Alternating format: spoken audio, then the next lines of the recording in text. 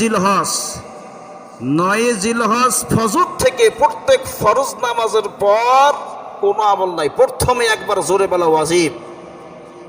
9 জিলহজ রবিবার, ইমাম সাহেব আছে, খেয়াল করে দেবে। ইমাম সাহেব যদি খেয়াল না থাকে মুসল্লিরা খেয়াল করে দেবে, মুসল্লির খেয়াল না থাকলে ইমাম সাহেবরা খেয়াল করে দেবে, বুঝেন নাই?